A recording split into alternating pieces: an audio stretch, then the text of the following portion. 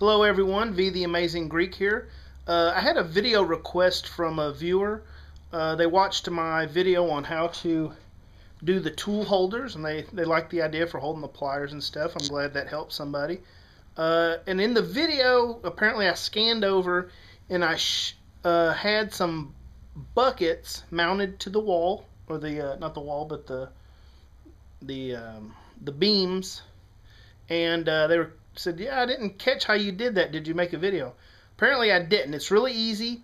I'll show you what I did. It's real simple. It doesn't cost a lot of money. So I'll show you what I got and how I did it. You'll have to excuse the mess because this is what happens when you move from one project to the next without putting your crap up and not finishing said projects. So what we have is the buckets lined against the wall. And of course I can, as I'm working with something, I can take this and put it where I need and stuff like that. So I'm going to leave this out of the way for now. The buckets themselves, this is an 8-pack of buckets. Does it say how much they hold? There's little storage bins. They're 6.5 by 4 1/8 by 3 inches this way, 3 inches this way. Good little buckets. They hold a lot of stuff. None of your bigger, like nothing longer than apparently, let's see, what are we looking at? 6.5, 6-inch long bolts. But you can put lots of nuts and washers and things like that.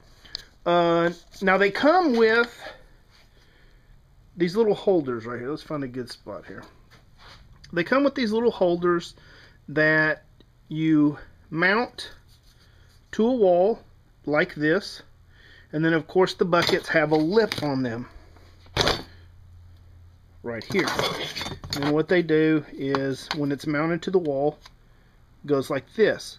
Now, one thing I will tell you, if you are working in a situation like me where I have the, wow, I cannot think of the name of it, the beams, but the inside is unfinished like I have here. See, there's no wall here. If you just use this hanger, your bucket, when it sits, is going to lean like this. It's going to put a lot of stress on these little hangers. I knew that I would overload mine, so I did not use the plastic ones that came with it. This was like $10, I think. Maybe even $8.50. So they came out to about $1 a piece, and that is a good deal. Now, knowing that I was going to overload them, I picked up what's called U-channel. For obvious reasons. It's aluminum. It's a square U, and this comes in like a 3-4 foot piece, depending on what you need. And what I did was had a long piece and went between from one over, have a middle support, and then to the end.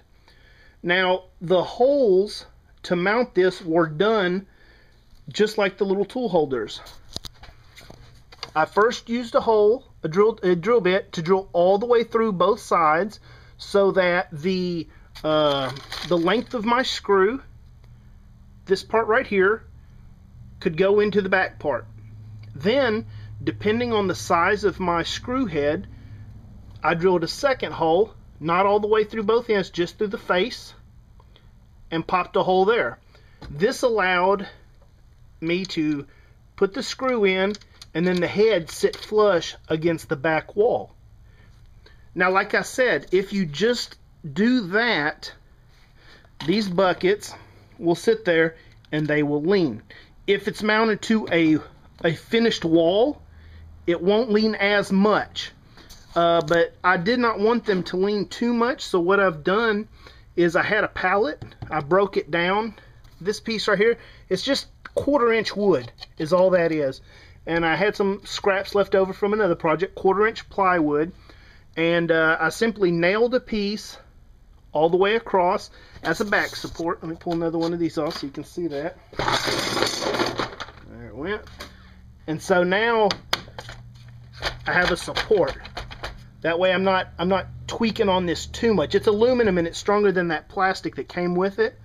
But if you're not going to go crazy with the weight on these, those plastic ones will work fine, and they sit closer to the wall so that if you do have a wall and you mount this, you know, like this, it'd be very close there, and you're not going to have an extended lip too much. And that's really all it is to it. It's a super simple project. I have more buckets and more U-channel. My intention is to put up some more, but I got to clean up this mess first. I don't know how I got this out of control. So I guess the next project probably is me. I'm going to build some more shelves like we got here. I showed you guys when I built those shelves there. That's a small section. I intend on back there in the darkness move my toolbox and make me a 2-foot wide by 8-foot long set of shelves, and then that'll hold all my totes here, which are full of books. I'm a book whore. I don't get rid of them after I read them, so they tend to build up and collect. But that's another project. So that's all there is to it. Real simple. It's cheap. $10 for the totes, little bins, and $5-6 for the aluminum. You know, a strip of that. But like I said, if you're not going to overload them and you know, just normal stuff in them, the little hangers that come with it, they work fine. I wanted it beefed up, you know. So that's all there is to it. So I hope somebody finds this useful. It's a good little thing to have in the garage, you know, or in your little shop area to keep stuff organized.